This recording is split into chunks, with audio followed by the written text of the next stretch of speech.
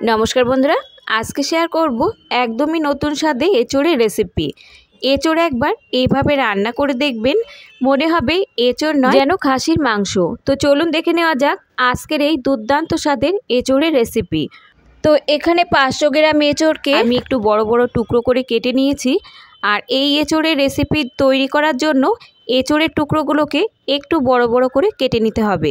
আর এই এচোড়ের সঙ্গে আমি 4 থেকে 5টা মিডিয়াম সাইজের আলুকে 2 টুকরো করে কেটে নিয়েছি। যেমনভাবে আমরা বাড়িতে মাংসের সঙ্গে আলু দিয়ে থাকি ঠিক সেই রকমভাবে কেটে নিয়েছি। এবার চলে যাব রান্নার দিকে। একটা কড়াইতে নিয়ে নিচ্ছি 1 থেকে 1.5 গ্লাস মতো জল। জলের মধ্যে যোগ করে দিচ্ছি হাফ চামচ মতো লবণ আর দিচ্ছি সামান্য একটু হলুদ গুঁড়ো আর দিয়ে দিচ্ছি 1 চামচ মতো কাঁচা সর্ষের তেল। সমস্ত উপকরণ জলের সঙ্গে ভালো করে মিশিয়ে নিতে হবে।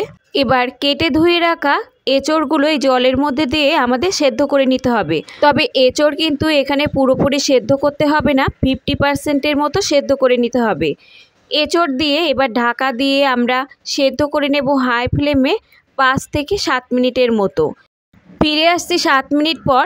এবার ঢাকনা তুলে চেক করে নেব যে 50% মতো এখানে এচোড় সেদ্ধ হয়েছে কিনা। তো দেখতেই পাচ্ছেন এচোড় কিন্তু এখানে নরম হয়ে গেছে। আর এই এচোড় এর থেকে খুব বেশি নরম করে যদি সেদ্ধ করে নেওয়া হয় তাহলে সেটা রান্নার পর কিন্তু খেতে ভালো লাগবে না। আর যেহেতু একদমই কচি এচোড় 5 থেকে 7 মিনিটের বেশি কিন্তু সময় লাগবে না সেদ্ধ করতে। এবার এই এচোড়গুলোকে তুলে কোনো একটা ঝুড়ি বা স্টেনারের উপরে রেখে দিলে খুব সহজে কিন্তু জলগুলো ঝরে যাবে। এচোড়গুলো তুলে নিয়ে এবার কড়াইটা পরিষ্কার করে ওই কড়াইতেই দিয়ে দিচ্ছি 1 চামচ মতো সর্ষের তেল। তেল ভালোভাবে গরম হলে এবার দেখুন এখানে কিছু মশলা এর মধ্যে যোগ করে দেব। একটা বড় সাইজের টমেটো, 5 থেকে 6 টুকরো আদা, একটা বড় সাইজের পেঁয়াজ, 3টে কাঁচা লঙ্কা আর একটা গোটা রসুনকে ছাড়িয়ে এই তেলের মধ্যে যোগ করে দিলাম। এবার এই মশলাগুলোকে লো টু মিডিয়াম হাইতে হালকা করে ভেজে নরম করে নিতে হবে। মশলাগুলো কিন্তু এখানে পুরোপুরি ভেজে নরম করতে হবে না, হালকা করে ভেজে নরম করে নিতে হবে। বন্ধুরা আমরা কিন্তু সাধারণত বাড়িতে কাঁচা মশলা দিয়েই রান্না করে থাকি। তো এই মশলাগুলো কাঁচা ব্যবহার না করে এভাবে হালকা করে ভেজে নিয়ে বেটে নিয়ে রান্না করে দেখবেন, তার স্বাদ কিন্তু দুর্দান্ত হবে। মিনিট 2 ভাজার পর মশলা দেখুন হালকা নরম হয়ে গেছে। এবার এই মশলাগুলোকে তুলে নিয়ে ঠান্ডা করে নিতে হবে। ঠান্ডা করে নিয়ে একটা ব্লেন্ডারে নিয়ে জল ছাড়াই মিহি করে পেস্ট করে নিতে হবে। তো এখানে পেস্টটা আমার রেডি, এটা আমি সাইডে রেখে দিচ্ছি। আর ওই কড়াইতেই নিয়ে নিচ্ছি আরও 2 চামচ মতো সর্ষের তেল। তেল ভালোভাবে গরম হলে সেদ্ধ করে জল ঝরিয়ে রাখা এচোড়গুলো দিয়ে এবার আমাদের হাই ফ্লেমে 1 থেকে 2 মিনিটের মতো এচোড়গুলোকে ভেজে নিতে হবে। এচোড়ের গায়ে যতক্ষণ না হালকা একটা লালচে রং ধরে যায় ততক্ষণ পর্যন্ত আমাদের এই এচোড়গুলোকে ভেজে নিতে হবে। আর এচোড় সেদ্ধ করার সময় যেহেতু লবণ আর হলুদ দিয়ে সেদ্ধ করাই ছিল, তো সেক্ষেত্রে এখানে কিন্তু হলুদ লবণ কিছুই লাগবে না। তো মিনিট 2 ভাজার পর দেখুন এচোড়ে কিন্তু হালকা একটা লালচে রং ধরে গেছে। এবার এচোড়গুলোকে তুলে নিচ্ছি।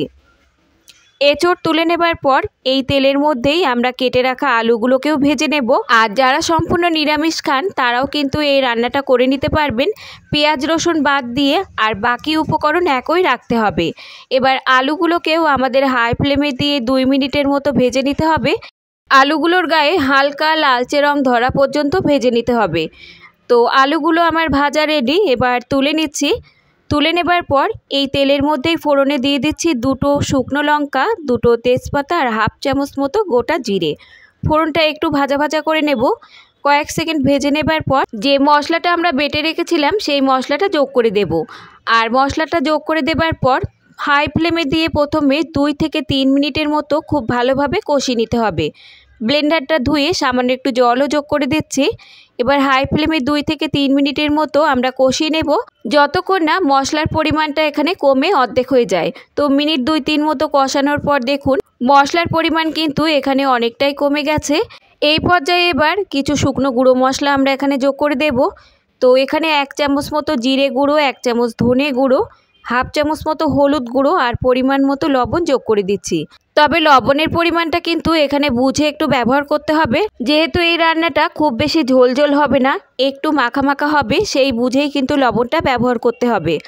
আর যোগ করে দিচ্ছি 1 চামচ মতো গোলমরিচের গুঁড়ো, 1 চামচ চিনি, হাফ চামচ মতো গরম মশলার গুঁড়ো আর হাফ চামচ মতো কাশ্মীরি লাল লঙ্কার গুঁড়ো। এবার সমস্ত উপকরণ দিয়ে লো টু মিডিয়াম হাইতে আমাদের খানিকক্ষণ কষিয়ে নিতে হবে। আর এই গোলমরিচের গুঁড়োটা কিন্তু এখানে স্কিপ করা যাবে না, গোলমরিচের গুঁড়োটা কিন্তু অবশ্যই দিতে হবে। এই গোলমরিচের গুঁড়োটা দেওয়ার কারণে এই রান্নাতে দারুণ একটা ফ্লেভার আসবে আর খেতেও লাগবে দুর্দান্ত। কিছুক্ষণ মশলা কষানোর পর যখন এরকম তেল ছেড়ে আসবে তখন এর মধ্যে যোগ করতে হবে ভেজে রাখা আলু। আর এই আলু কিন্তু মশলার সঙ্গে কষাতে কষাতে খুব ভালোভাবে সেদ্ধ করে নিতে হবে। যেহেতু এঁচোড় আমাদের আগেই সেদ্ধ আর ভাজার পর খুব ভালোভাবে সেদ্ধ হয়ে গেছে, তো মশলার সঙ্গে এভাবে একটু ঢাকা চাপা দিয়ে আলু আমাদের সেদ্ধ করে নিতে হবে। 2 থেকে 3 মিনিট মতো লো ফ্লেমে ঢাকা দিয়ে রাখার পর দেখুন আলু খুব ভালোভাবে এখানে সেদ্ধ হয়ে গেছে। এবার যে ভেজে রাখা এঁচোড় এই মশলার সঙ্গে দিয়ে 1 মিনিটের মতো কষিয়ে নেব। খুব বেশি কিন্তু কষানো যাবে না, খুব বেশি নরম হয়ে গেলে সেক্ষেত্রে কিন্তু এঁচোড়গুলো খেতে ভালো লাগবে না। 1 মিনিট মতো কষিয়ে নেবার পর এবার এখানে যোগ করে দিচ্ছি আমি 1 বাটি গরম জল। যেহেতু এই রান্নায় কিন্তু পাতলা ঝোল হবে না, রান্নার পর অল্প ঝোল থাকবে আর গা মাখা মাখা হবে, ঠিক সেই রকম বুঝেই কিন্তু এখানে জলটা যোগ করে দিতে হবে। তো এখানে এবার ঢাকা চাপা দিয়ে মিডিয়াম হাইতে আমরা রান্না করে নেব 5 মিনিটের মতো। 5 মিনিট পর ঢাকনাটা তুলে নিচ্ছি আর দেখুন দেখতে কতটা লোভনীয় লাগছে। এবার চেক করে নেব যে এঁচোড় এখানে খুব ভালোভাবে সেদ্ধ হয়েছে কিনা। তো দেখুন এখানে এঁচোড় কিন্তু খুব ভালোভাবে সেদ্ধ হয়ে গেছে। এবার শেষে যোগ করে দিচ্ছি 1 মুঠো কুচানো ধনেপাতা। ধনেপাতা দিয়ে এবার নাড়াচাড়া করে মিশিয়ে নিলেই রেডি হয়ে যাবে একদমই খাসির মাংসের স্বাদে এই এঁচোড়ের রেসিপি। একবার অন্তত আপনারা বাড়িতে বানিয়ে দেখতে পারেন। বন্ধুরা সবই কিন্তু এখানে ঘরোয়া উপকরণ দিয়েই তৈরি। ঘরোয়া মশলা সামান্য অদল বদল করে নিয়ে রান্না করলে রান্নার স্বাদও যেমন বদল হয়, তেমন কিন্তু মুখের স্বাদও বদল হয়। তো এখানে দেখুন আমাদের এঁচোড়ের রেসিপি কিন্তু একদমই রেডি। এবার মিনিট 5 রাখার পর আমি সার্ভ করে নিচ্ছি। গরম গরম ভাত, রুটি, পরোটা, লুচি সব কিছুর সঙ্গেই কিন্তু আপনারা এই রেসিপিটি সার্ভ করতে পারবেন। আর আজকের রেসিপি যদি আপনাদের ভালো লাগে, লাইক শেয়ার কমেন্টের সাথে সাথে চ্যানেলটাকে সাবস্ক্রাইব করে রাখার অনুরোধ রইল। আজ তাহলে এই পর্যন্ত বন্ধুরা, দেখা হবে অন্য কোনো রেসিপির সঙ্গে। ততক্ষণ সুস্থ থাকবেন, ভালো থাকবেন আর রেসিপিটি দেখার জন্য সকলকে ধন্যবাদ।